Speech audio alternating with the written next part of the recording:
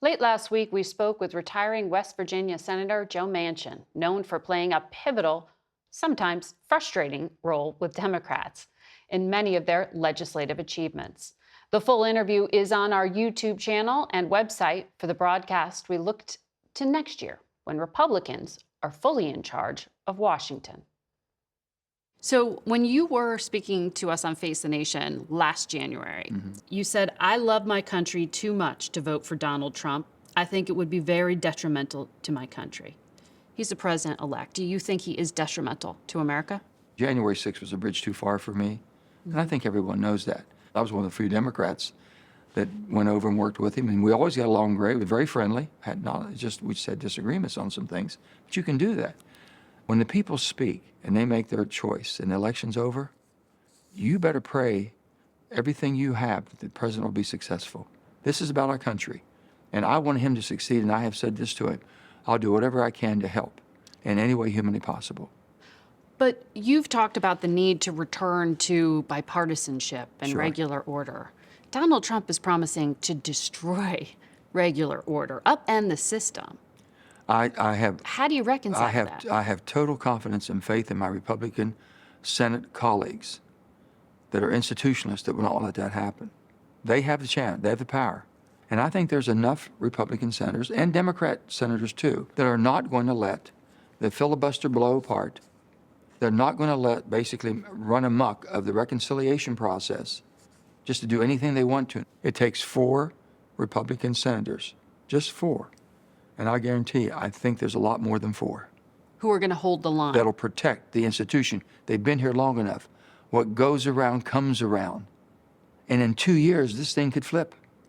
2026, you never know. It's the power of the people. In the first 100 days of the Trump administration, leader John Thune has said he plans a once-in-a-generation investment in border security, but he's going to try to do it without Democratic votes, using that reconciliation process you just talked about. So with 51 votes, not the 60.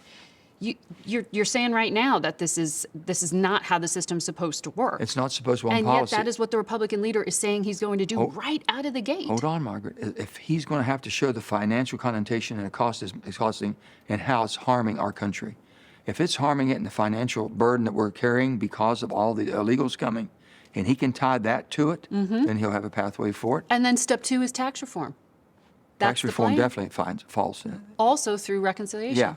Well, here, I followed Chuck Schumer and Joe Biden starting out in their 117th Congress with the ARP. I begged the president, The American Rescue Plan. American Rescue Plan, not to go in reconciliation. That's basically when you've given up that you can't work with the other side. They come out of the box that way. So this is the plan that the Republicans are following now, that the Democrats basically showed them the pathway. But is it a strategic mistake? Oh, I think it is. But the Inflation Reduction Act, the IRA, you played a big role in crafting. That was party line. That was through reconciliation. That's how the vote came down. We wrote that bill in my committee, and I guarantee you, I had over 5 years of input for Republicans. But because of reconciliation, they don't cross over and vote. That's just the way it was. And you feel good about that? Well, I feel horrible about that we had to do it in reconciliation. I felt horrible about that. But I can tell you, the United States of America has benefited from that. We didn't fall into a recession. We brought down inflation from 9 to 3%. We brought down gas prices from $5 to $3. We did all of that. But the supply chains were so broken because of the pandemic. The prices of everyday staple of life, food, things of that sort made us almost unbearable for people with the burden they were carrying. The IRA kept the United States economy in better shape than any place else in the world during the pandemic. That's a fact. The president-elect has vowed to repeal it. Well, I think there's some things that need to be fixed. When you pass a piece of legislation and you write the bill, and we wrote it as tight as we possibly could, and then they start basically putting the rules to it. If the White House says, I want this type of interpretation, that makes it very, very liberal interpretation. It's not what the bill was supposed to do. I said, you people are going down the primrose path, which is horrible. We didn't write the bill that way. In spite of themselves trying to liberalize and putting EVs out and all the critical minerals, we're still depending on China when we're supposed to be weaning ourselves off of China. He can fix that immediately.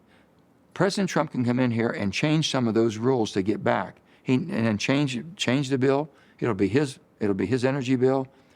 But so reprogramming some of these funds, you'd be okay with. Absolutely. There are things in there, tax credits for nuclear, biofuels. Do you think parts of this will survive? I think it almost has to. The investments are made, and most of the investments, the majority of the investments are made in what you would consider red states, Republican states. That's just because of what they do and how they operate, like West Virginia.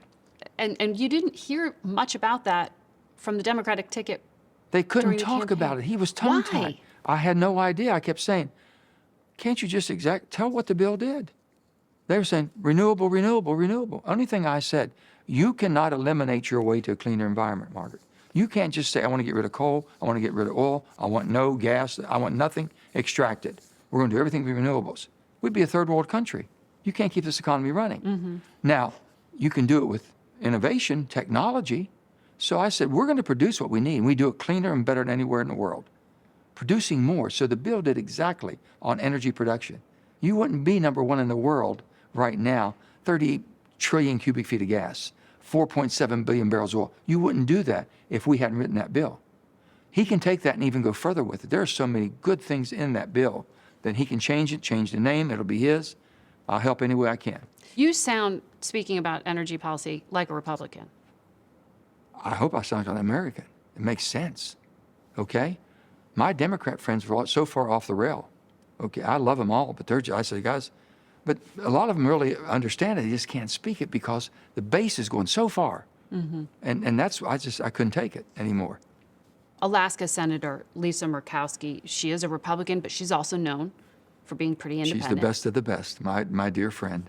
She said the next 4 years are going to be hard. The Trump administration's approach is going to be everybody toe the line, everybody line up. We got you here, and if you want to survive, you better be good, or we will primary you. Thank God for ranked choice voting. Without ranked choice voting, my dear friend Lisa wouldn't be here. Or open primaries. If the Democrat and Republican Party control the primaries, they can control you up here. So they're going to say, hey, Margaret, I'm sorry, you just didn't toe the line right. You didn't vote with us when we needed you, so I'm going to find somebody else that I can control. Who else is going to stand up to the president-elect when they disagree and be willing to say so out loud? Are there other senators up here who will do it? I would hope, my father used to tell me, if you can say no with a tear in your eye, you're okay. If you can do it with respect and just say, Mr. President, I'm so sorry. Where I come from, that doesn't make sense. I can't explain it back home. I never just say, oh, you're wrong. You can't start out a conversation that's going to end productive if I tell you how bad you are.